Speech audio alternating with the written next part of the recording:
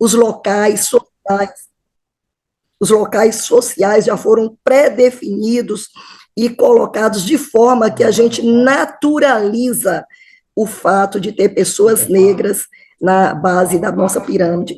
Mas quem vai falar com mais legitimidade sobre o assunto, ninguém tem mais representatividade para isso do que a doutora Angélica, que hoje vai conduzir toda a nossa comissão temática, doutora Angélica, eu agradeço muito, principalmente porque a minha voz não está muito boa, né, doutora Angélica? E eu passo a bola para a senhora, a partir de agora eu vou ser apenas um ouvinte, né? E com certeza eu vou beber muito do conhecimento de vocês, porque a gente sempre tem muito a aprender. E a bagagem de vocês aqui, eu olhei, é muito grande. Doutora Angélica está com a palavra. Boa tarde, estou muito feliz, tá, de participar desse momento que, acima de qualquer projeto científico, de qualquer cunho, né, acadêmico, tem um sentido de aquilombamento, né, e eu fico muito feliz de compartilhar esse momento com vocês.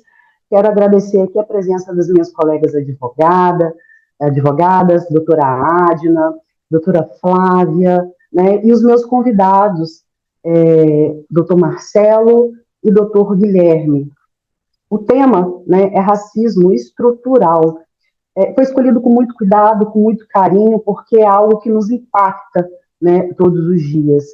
E aí a gente se pergunta, né, para entender o que é racismo estrutural, a gente começa pela etimologia da palavra, né, que estrutural vem de uma estrutura. Eu só quero verificar se o doutor Marcelo e o doutor Guilherme já se fazem presentes.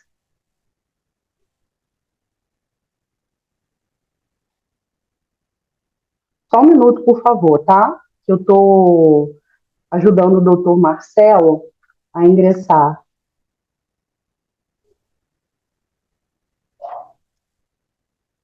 Vocês me ouvem bem? Tá. Peço a gentileza de aguardar.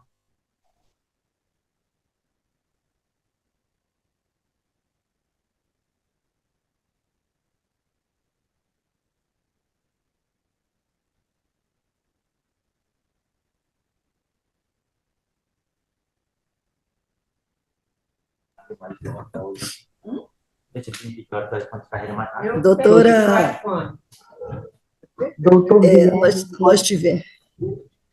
nós tivemos uma palestra interessantíssima sobre neurociência, em que essa questão é colocada sobre a questão racial, né?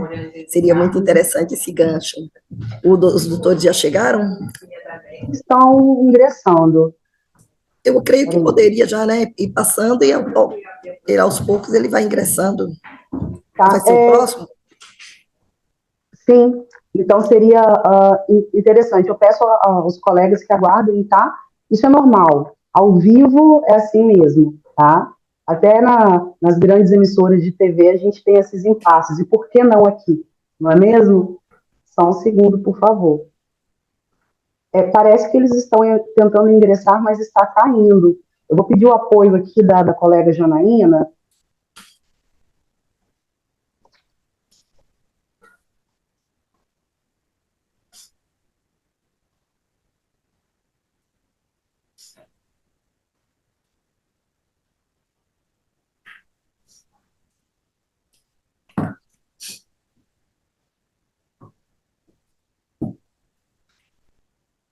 Então, doutora Angélica, está me ouvindo? Uhum.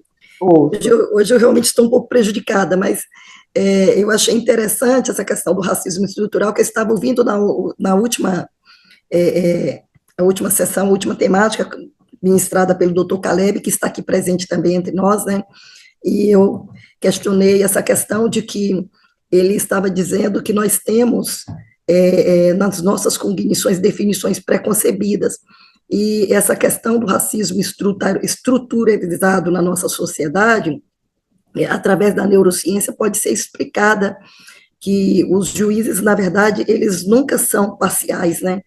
E isso pode explicar de por que existe uma maior quantidade de pessoas negras presas. E a própria mídia já coloca isso. Por exemplo, uma pessoa negra periférica que é pego com drogas, né? A mídia coloca lá, traficante foi pego com 2 buchas de maconha. E aí vem uma pessoa branca, de não periférica, e a mídia já muda, né? Coloca estudante ou universitário, suspeito de portar 500 quilos de cocaína, né? Então, existe toda essa trajetória, esse tratamento diferenciado que faz com os, os corpos, né, sociais eles sejam tratados de maneira diferente e que a caneta da sentença do juiz pese mais sobre pessoas negras. Então, seria interessante a senhora começar, né, nos falando um pouco sobre essa questão.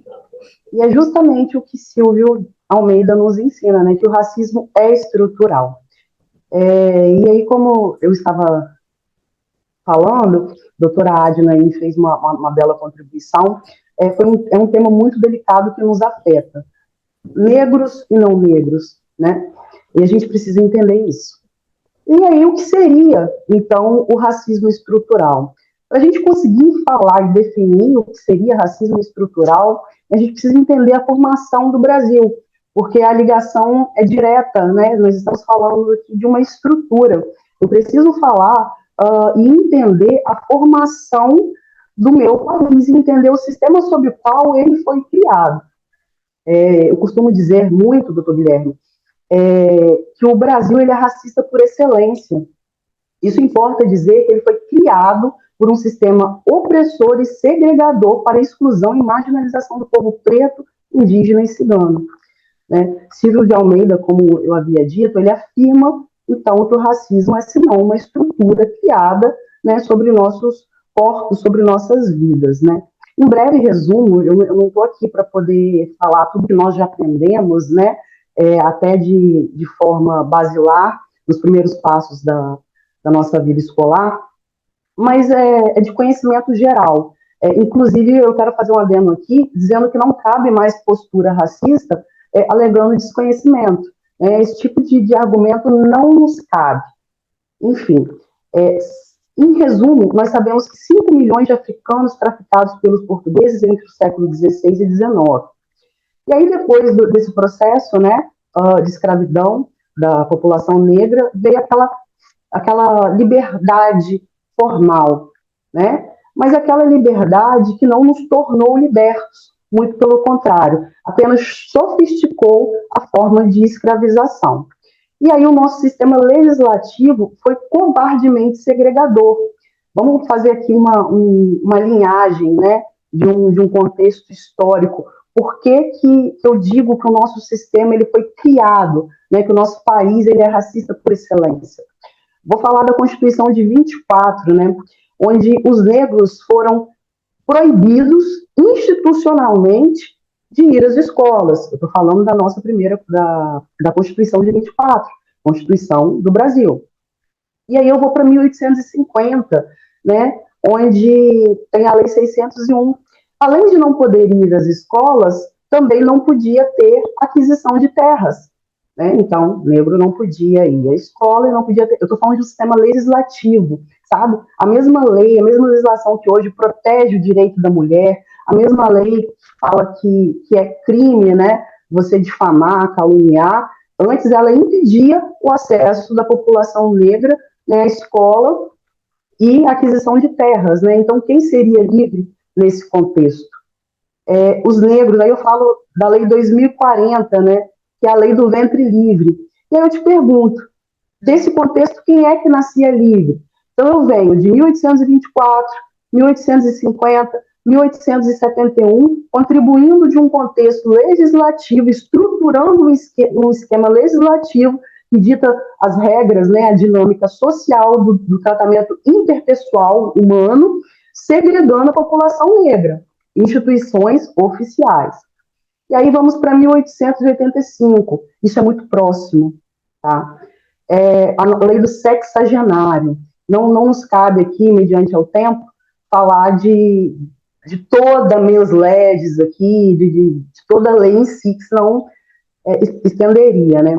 E aí eu te falo, quem sobrevivia para ficar livre? Né? A lei ela fala o seguinte, que você, a partir de certa idade, né, negro escravizado, se tornaria livre. Só que a gente esquece que naquela época a estimativa de vida era mínima, né? Então foi cruel, covarde, né, estipular aí uma lei de liberdade só para dizer que nós estamos concedendo, né?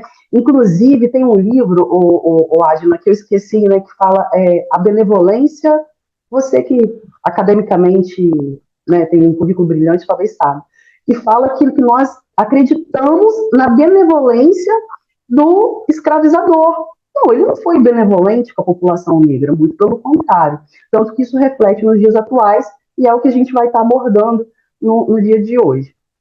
1888, né, vem a nossa liberdade, né, depois de 388 anos de escravidão. E aí eu te pergunto, uma liberdade que não poderia ter terra, que você não podia andar na rua, você não podia votar, você não podia ir à escola. Então, que tipo de liberdade? Né? Você foi condicionado à escravidão e continuar vivendo dessa forma. E não só bastasse, eu venho para 1890, né, que regulariza o serviço de introdução, né, à localização de imigrantes no Brasil. A gente conhece muito bem os desdobramentos dessa lei. Não bastasse, o negro, além de ser negligenciado de todas as formas possíveis, nós temos a lei, o decreto, né, o decreto 847, que é a lei dos vadios e capoeiras. Qual que era a arte da população negra? Né? O que ele podia, qual que era a manifestação cultural da população negra? Né? Então, você vê aí a negligência, né? Foi tirado, foi ceifado, eu negligencio escolaridade, eu deixo de reconhecer o negro enquanto cidadão e passo a objetificá-lo por uma forma legislativa. Porque quando esses textos trazem, né, essas proibições, essas negligências, é a forma de institucionalizar a segregação da população negra marginalizada. Estou tentando correr aqui com a voz e a gente acaba se embolando. E aí, eu quero falar da lei de cotas. A gente questiona muito o sistema de cotas, né, o que também não é pauta para esse momento. Só que a gente se esquece que aí vem um pensamento conveniente, porque, na verdade, a primeira lei de cotas foi a lei do boi, de 1968, e quem usufruía das benesses dessa lei não era o povo preto, entende? Muito pelo contrário. Então, as cotas, hoje, a sistemática dela, ela não é tão inovadora assim. O governo já vinha introduzindo a lei de cotas, né, para os agricultores. E aí eu venho da nossa Constituição de 88, que foi a primeira a incluir o racismo como crime inafiançável e imprescritível, passível de pena. Né? E aí, senhores, eu trago a reflexão seguinte, a gente não precisa nem de ir muito longe, né? É só a gente olhar para essa imagem, as fotos, né, dos participantes aqui, que a gente vai conseguir entender o que é a estruturação do racismo. E aí, sendo 56% da população brasileira composta por negros, né, pessoas que se declaram negros, indígenas, o que justificaria, né, a ocupação majoritária de cargos de poder por pessoas brancas? Né? Quando a gente assiste uma sessão solene, né, do Congresso, do STF, eu gostaria de saber por que não choca a sociedade a ocupação branca desses espaços. Sendo que eu estou falando de uma maioria. Segundo as estatísticas, tinha que ter, né, o quórum ali, sem necessidade de intervenção pública para que haja rostos, né, pretos nesses espaços de poder. E aí a gente chega à conclusão que o fato de pessoas negras frequentarem certos ambientes, né, isso pode causar espanto. Pode não, vou me corrigir aqui, causa espanto. Pelo simples fato que nós naturalizamos a ausência de pessoas negras em certos locais.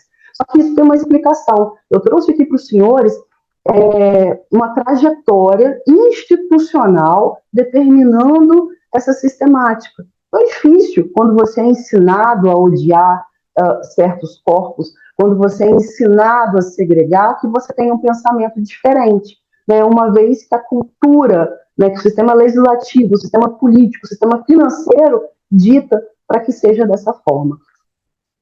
Não diferente, né, o nosso sistema carcerário.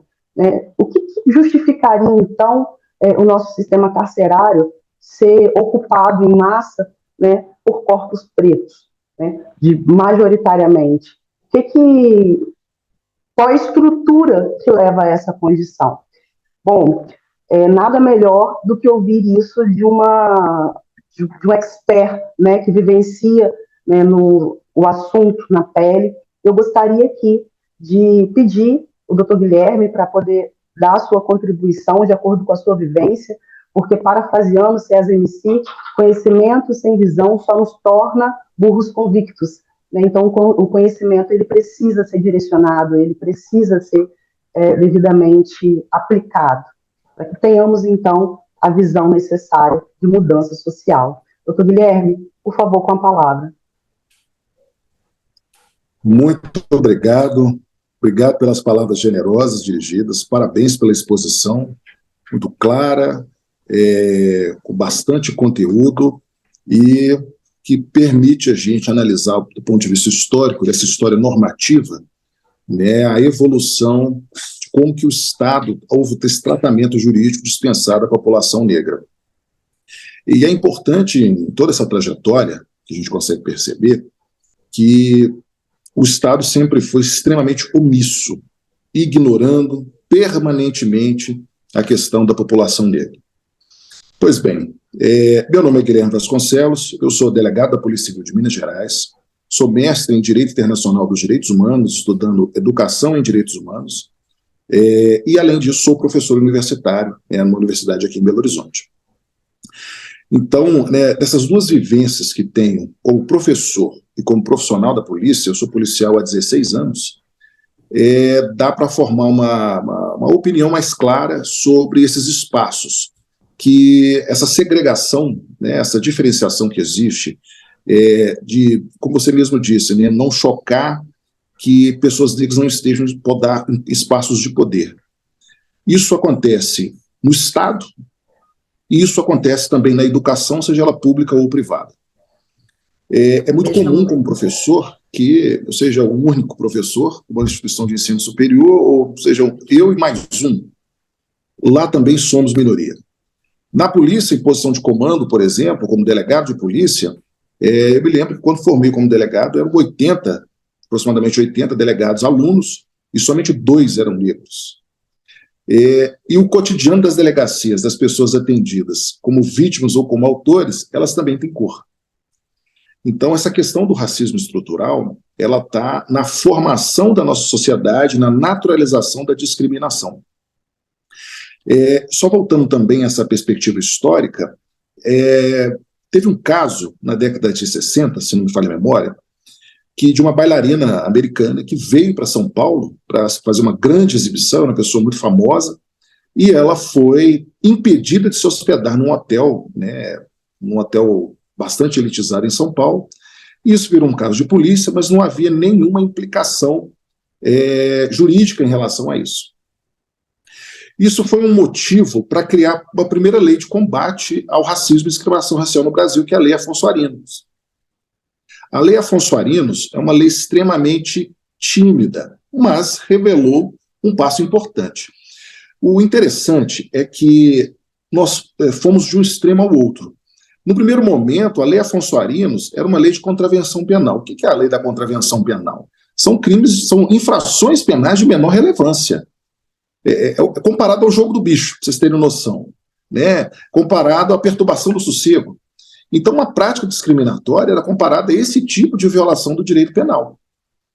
Então, ninguém foi levado à prisão na história de vigência dessa lei por causa de práticas discriminatórias. E aí veio a Constituição de 88, como você disse muito bem, e transformou essa prática como uma prática imprescritível e um crime inafiançável. E justamente por essa determinação da Constituição, em 1989 nós temos a lei do racismo criada, de fato. Mas a questão do racismo estrutural, ela permeia diretamente até a criação de normas. Isso por quê? Porque lá em 1989, pós-Constituição, o que a lei do racismo fez foi criar diversas hipóteses de segregação e caracterizá-las como racismo. Mas a principal hipótese de incidência foi considerado um crime menor, que é a injúria racial.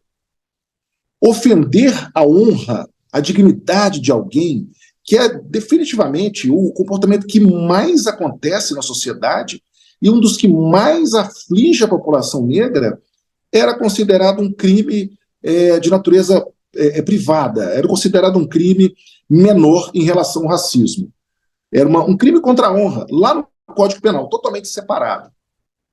E essa situação incômoda, incompatível, ela só foi sanada graças à coragem do Supremo Tribunal Federal, em 2019, de reconhecer que a injúria racial era uma modalidade de racismo.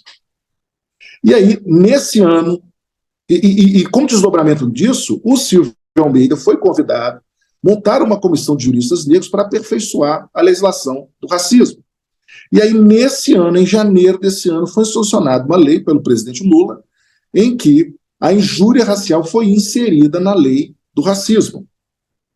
E aí, sendo toda a aplicação da lei, dessa nova sistemática em que a injúria racial, de fato, é imprescritível, inafiançável, punido com pena de reclusão, por ser considerado crime de racismo. Então, nós estamos num momento em que uma nova realidade jurídica está forjando uma realidade social de combate ao racismo. Então, o racismo estrutural, esse passo, e aí eu quero dar um destaque ao trabalho do ministro dos Direitos Humanos, Silvio Almeida, porque como jurista e como liderança política, ele tem sido um porta-voz, sabe, da comunidade históricos.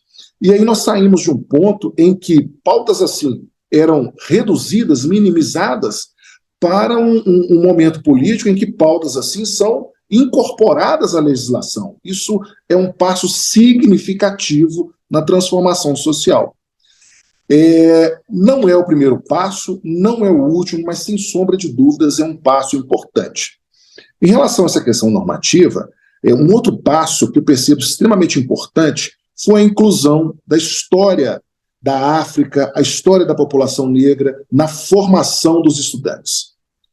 Porque, assim como a educação de direitos humanos acredita na transformação pela educação, pelo conhecimento, a melhor forma de desconstruir prática racismo e esse racismo estrutural, a mais eficiente, a mais transformadora, é a educação. E essa questão da educação, ela é tão vital porque essa incorporação, ela tem permitido que a sociedade que está sendo construída, ela seja já antirracista. É um fomento forte e um reconhecimento do próprio Estado da necessidade de combater essa prática. Agora, entrando mais na atividade do Estado do ponto de vista do direito penal, do ponto de vista da atividade policial, cotidianamente, se nós fizéssemos uma estatística, que é a estatística que já é traduzida na população carcerária, a grande maioria das pessoas encarceradas são pessoas negras. E aí são diversos os fatores, desde uma seletividade da ação policial, que de fato acontece, porque assim, não é comum a polícia abordar pessoas não negras. E até pessoas que são negras e não têm nenhum tipo de envolvimento com a polícia, a forma de abordagem cotidianamente é diferente. E é difícil, às vezes, o policial entender essas questões por causa do racismo estrutural. O racismo estrutural é como um paradigma, uma visão de mundo inata. Os sujeitos foram construídos socialmente assim. E dessa construção social, eles reproduzem práticas sem reflexão, mas que são traduzidas como forma de discriminação. Quem faz, às vezes, não está sentindo, mas quem está recebendo a atuação do Estado sente, dói, machuca, e tem sido um motor de muitas transformações pelas quais a polícia passa. E posso dizer isso por quê? Porque a própria formação policial, ela mudou muito ao longo dos anos para poder identificar essas práticas e criar novos modelos de atuação. Se hoje existem práticas incômodas, tenho certeza, há 10, 15 anos atrás, eram práticas muito mais fortes e muito mais violentas. Então, esse processo de amadurecimento do próprio Estado e da sociedade, ele também está permitindo um amadurecimento das forças policiais, que estão reconhecendo a importância de aperfeiçoar protocolos. E isso acontece de duas formas. Seja pelo estímulo na formação, na adoção positiva de protocolos, o próprio Ministério Público, por meio do controle externo da atividade policial, também tem sido um grande fomentador dessa transformação, seja por episódios lamentáveis de equívoco na atuação policial, que inevitavelmente ensinam pela dor da vítima e pela exposição da polícia e a exposição de quem lidera.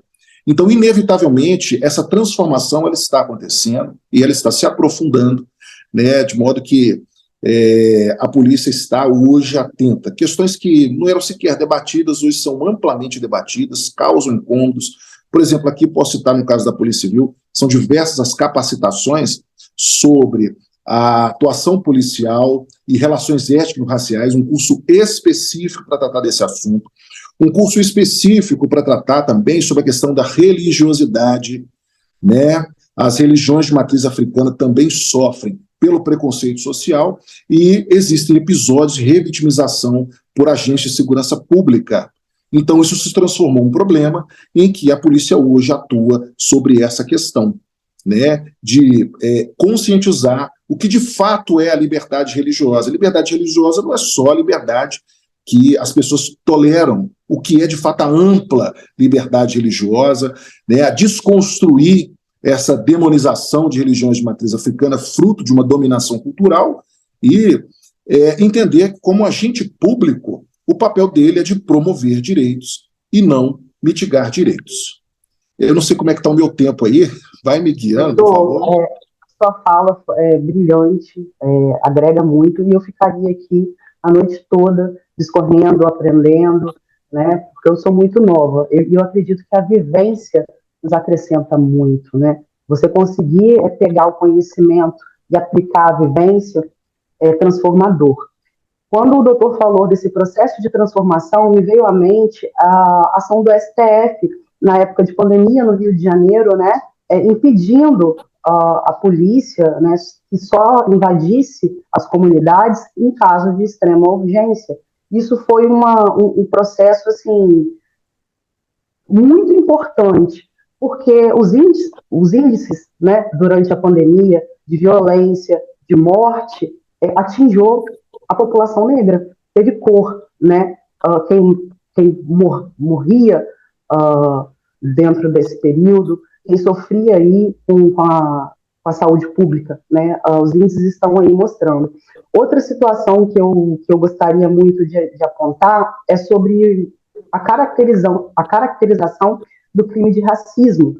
Eu procurei saber com a promotoria local aqui e eu não localizei, né, o acompanhamento. Nós temos aqui no município a ouvidoria racial do Ministério Público, né, caracterizando, né, movendo ações com o crime de racismo.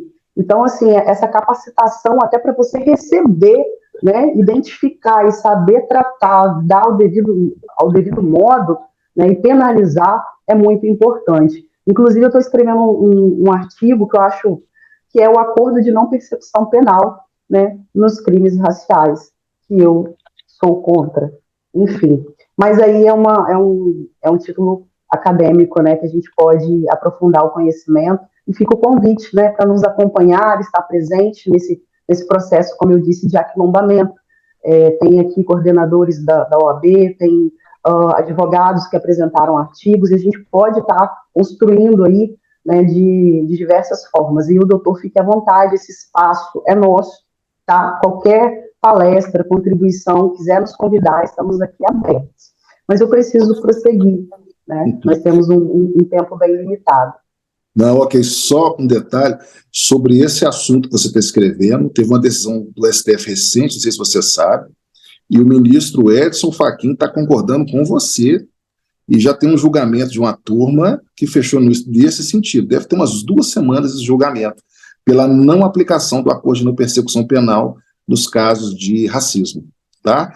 Se você quiser, eu posso pesquisar esse lugar, te passo, é muito recente, e ele vai te ajudar nesse artigo, tá bom? Muito obrigado, viu? Nada, o prazer é nosso, tá? Fique à vontade. Repito, esse espaço, esse momento de aquilombamento está aberto aí, inclusive se precisar que a gente leve algum curso de formação aí, fique à vontade. E aí, sobre a temática, né, eu quero utilizar outra fala de Silvio de Almeida, que é sobre a naturalização da condição do branco, né, que se dá um nome, o termo tão utilizado, branquitude, né, inclusive é tão polêmico, mas o que seria? Perdão. E é justamente esse espaço, né, a abertura desse espaço de privilégio naturalizado, onde espaços de poder, onde os locais, onde o nosso Congresso ele é ocupado por pessoas majoritariamente, né, brancas. E aí, o racismo não é algo estático. Silvio de Almeida também pontua isso. Ele é algo que se modifica de acordo com a dinâmica social. Se antes a gente tinha, né, a aplicação do racismo através da escravidão, hoje nós continuamos sofrendo racismo, mas de outras formas, no nosso cotidiano. Eu gostaria que o doutor Marcelo, né, enquanto cirurgião plástico aí, renomado em Minas Gerais, explicasse, de acordo com o seu cotidiano, com a sua trajetória, né, sobre os privilégios, né, que estão estruturalmente estabelecidos. Tanto que, na vivência acadêmica dele, tanto atuando agora como profissional, ele deve aí ter vivido na pele a estruturalização do racismo. Tá? Então, gostaria de dar a palavra ao doutor Marcelo. Fique à vontade, doutor, esse espaço aqui, como eu disse ao doutor Guilherme, é nosso para fazer a sua contribuição. Com a palavra, doutora Angélica, só um pouquinho, o nosso tempo é muito curtinho, né? Aí eu gostaria, assim, que o doutor Marcelo tivesse uma palavra aí de 5 minutos, porque nós temos ainda uma outra palestrante. Perfeito, doutora Adna. Okay. Marcelo nos ouve? Consegue abrir a câmera, o áudio? Com licença, doutora, né? Doutora Angélica, boa noite. Vocês estamos aqui regendo o tempo. Eu concedo o meu tempo, o que for necessário, para o doutor Marcelo, né? Entendendo aqui o lugar de fala. Ok. Excelente, né? Nós estamos falando de desconstrução. E aí a doutora Flávia, aí, com toda a humildade e sabedoria, se posicionou de uma forma muito louvável, mas nós queremos ouvir a doutora se posicionar também e contribuir. Eu sugiro, então, viu, doutora, que a doutora Flávia faça um fechamento, tá bom? Perfeito. Ok. Doutor Marcelo nos ouve. Vocês estão me ouvindo? Vocês estão me ouvindo agora? Estamos ouvindo. Queremos visualizá-lo. Ai, eu não consegui colocar essa câmera não, viu? Não então, conseguiu? eu tô me vendo na tela, mas não consigo compartilhar com vocês. Sem problemas, pode seguir aí com a sua fala, que com certeza vai nos alcançar de forma muito positiva. Então, meu nome é Marcelo Nascimento, eu atuo em Belo Horizonte, aqui nas Minas Gerais, desde 2006, né? Desde 2011 como cirurgião plástico. Desde 2015 eu atuo exclusivamente no ramo de consultório particular.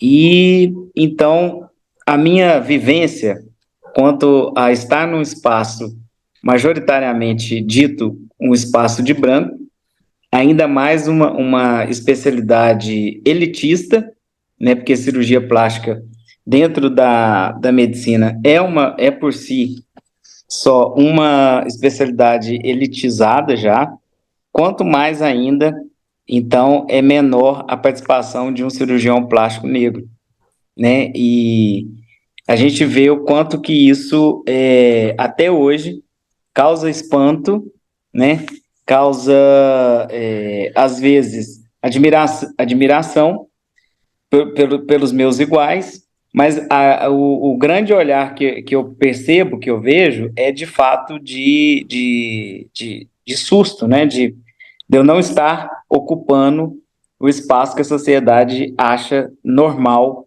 que eu esteja. Mesmo eu estando dentro do meu consultório e tendo lá uma placa com o meu nome, por diversas vezes, assim, semanalmente, alguém entra no meu consultório e ainda pergunta se eu sou médico, né? Até hoje, ainda com a placa escrito.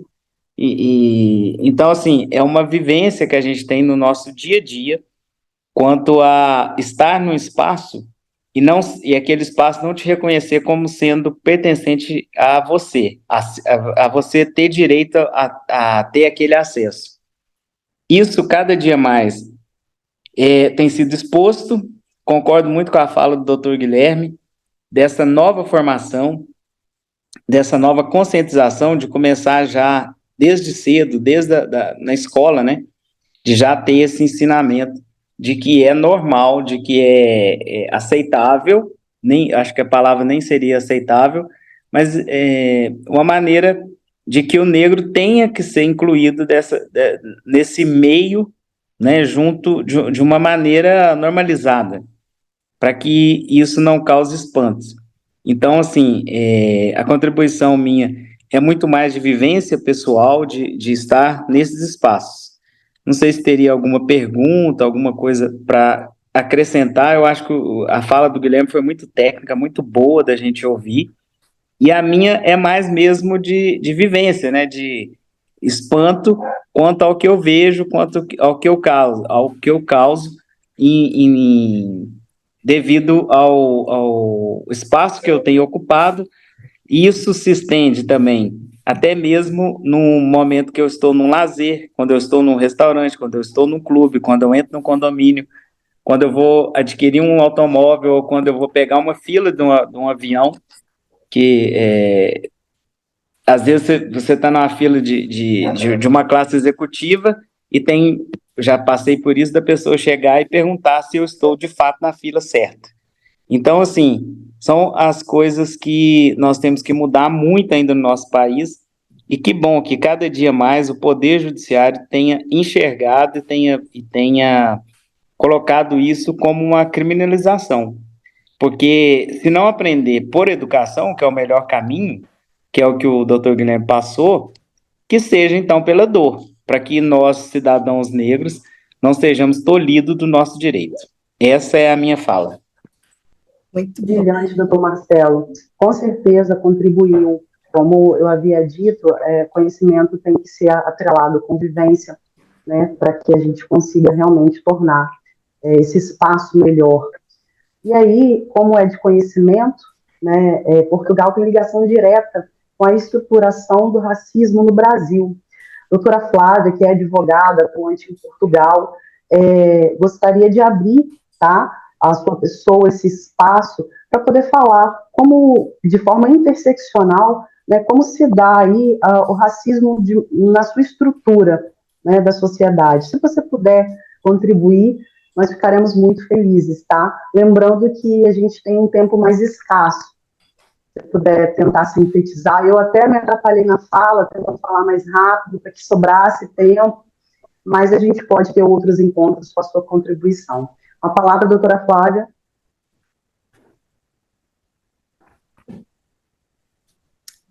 Doutora Flávia, nós não estamos ouvindo. E é muito importante a fala da senhora. Sim, desculpe. Ok.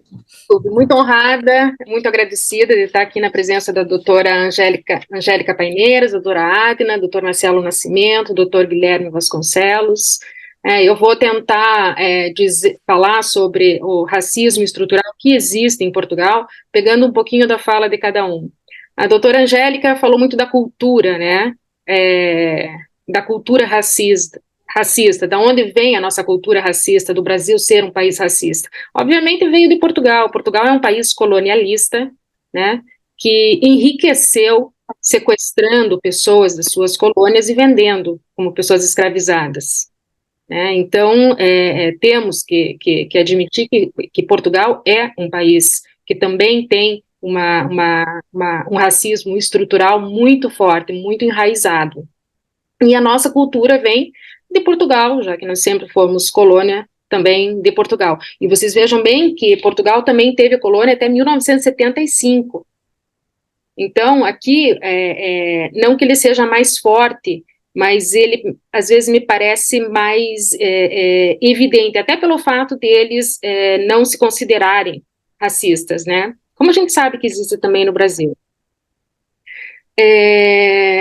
O doutor Marcelo falou sobre que a escola deveria mostrar que as crianças, as pessoas negras, né, em outros espaços, né, considerado da branquitude, deveria ser considerado normal. Eu acho que as escolas deveriam, principalmente, mostrar a injustiça histórica e o motivo pelo qual as pessoas negras estão em outras atividades ou que não ocupam os espaços que deveriam ocupar, né? Então, na verdade, o que falta nas escolas é isso, é uma consciência da injustiça histórica que foi perpetuada, né? Desculpe. Quanto à fala do Dr. Guilherme, tem um livro que eu acho muito, muito interessante, que é sobre o racismo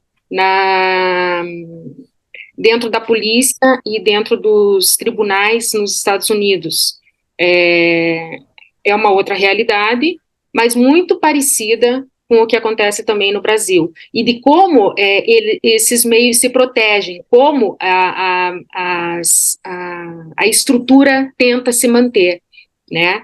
Que esse livro se chama Presumed Guilt, do Erwin Chemerinsky. Então, é um livro muito interessante, né, e ele é um professor, então esse livro é como uma tese mesmo, né, ele escreve como uma tese, e a gente vê que a história se repete, e muitos dos casos que estão ali são casos que nós vemos no Brasil, são casos que nós vemos em Portugal, né, e que acontece no mundo inteiro, cada um por seus motivos, cada um por suas causas, né, e eu acho que Portugal, nesse ponto, não fica para trás, ao contrário até, Portugal talvez tenha sido o nosso professor nessa cultura infame, né, do racismo estrutural. Doutora, nós agradecemos a sua contribuição. Nosso tempo realmente é escasso, mas, como eu disse, ficaria aqui ouvindo, aprendendo, aquilombando com vocês o resto da noite, se nós tivéssemos essa oportunidade. E aí eu gostaria, né, de fazer esse encerramento falando que a luta contra o racismo e pela transformação social, que é o que a gente busca, né, um espaço melhor de convivência, um espaço de harmonia, um espaço equânime, um espaço onde a gente consiga implementar verdadeiramente a justiça corretiva, né, a luta contra o racismo e pela transformação social, ela passa pela sua dimensão estrutural. A gente não consegue falar em combate ao racismo e dissociar da condição de toda uma estrutura que o permeia. E aí eu falo que a desconstrução ela tem que ser sistemática, passando pela economia, pela política e pelo sistema jurídico e da organização de classe, né? Abrindo mão do privilégio. E pela luta contra o racismo precisa ser combatida de forma efetiva, tá? Essa contribuição aqui, ela não é só para os negros, né, para os indígenas, para a população cigana, para a população quilombola, né? Isso, para que a nossa sociedade ela consiga conviver em harmonia, né, em igualdade material, é preciso que abra mão do seu privilégio. É preciso que você reconheça o lugar que você ocupa, parando de internalizar, né, o pensamento de que somos todos iguais, porque nós não somos todos iguais. Inclusive, é a partir daí que o Estado vem, por meio da justiça corretiva, tratando das nossas diferenças. Um abraço. Quer falar alguma coisa, doutora Flávia? É exatamente isso, que nós sejamos antirracista não só nas palavras, como também nos atos, né, no agir, para que isso se torne realmente efetivo e para que, mas principalmente se nós quisermos ter um futuro como uma nação civilizada. Perfeito, irretocável. Doutora Adna, posso encerrar? Quer contribuir de alguma forma? Doutora Angélica, eu só quero agradecer, né, a participação de vocês e dizer que cada fala aqui foi muito importante. Foi uma pena que o doutor Marcelo, né, que é o médico, Sim. Isso. pois é, ele estava com o vídeo, né, o vídeo não estava, a gente não podia vê-lo, e seria muito importante, né, a gente ter essa visibilidade de representatividade, porque é muito difícil realmente a gente ver médicos, ver negros, pessoas negras em espaços de poder, e isso aí a gente demonstra cada vez mais como o racismo ele é naturalizado, ele é estrutural, né, pelo fato de que quando a gente verifica pessoas negras em espaço de poder, isso choca e isso torna antinatural. E, e a gente achar natural encontrar em restaurantes de classe média alta as pessoas negras apenas como serviçais, né?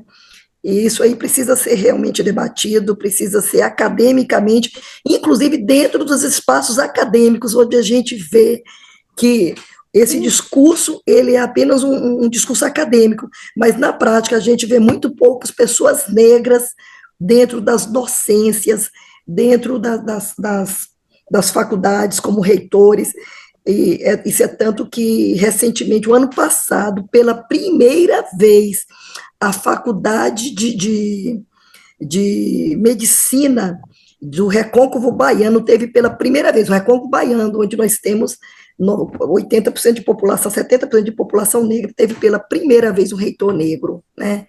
Isso não deve, para mim, não deve ser, nem ser comemorado. É uma coisa para se lamentar. Mas eu gostaria que a doutora Angélica fechasse. Agradeço imensamente. Não seja por isso, doutora Adna, né? Eu vou passar o Instagram aqui do doutor Marcelo Nascimento para ele poder fazer a exposição da figura. Eu vi uma foto de um homem muito bonito. E aí? É uma pena que os outros não vão ver, né? Pois é, doutora Adna. Então, o Instagram do doutor Marcelo é @doutor Marcelo Nascimento Oficial, tá? Quem quiser se conectar, né? E aí fazer uma rede de apoio, né? Não me coloco, inclusive, à disposição, porque eu entendo que nós temos que ser agente de transformação do nosso espaço, tá? Então, não cabe mais falas racistas, práticas racistas, ao argumento de desconhecimento, ao argumento de piada recreativa, de racismo recreativo, intolerância religiosa, e nós estamos aqui juntos para poder fazer a transformação do espaço em que vivemos. Muito axé para quem é do axé, amém para quem é do amém, tá? Fiquem na paz. Doutora Flávia? Axé. Um abraço. Aqui, doutor, vamos abrir as câmeras para tirar uma foto? Doutor Guilherme, quem puder abrir as câmeras, se sentir confortável. Vamos fazer a exposição da figura, por favor? Ai. Doutor Guilherme. Aí, ó, o doutor Guilherme apareceu. Bom, vamos lá? Eu não achei essa câmera, gente. Então, você fica em débito com a gente para um outro momento, né, mostrar aí a foto tão bonita que a doutora Adna, né, viu. Um abraço a todos. Abraço. Abraço.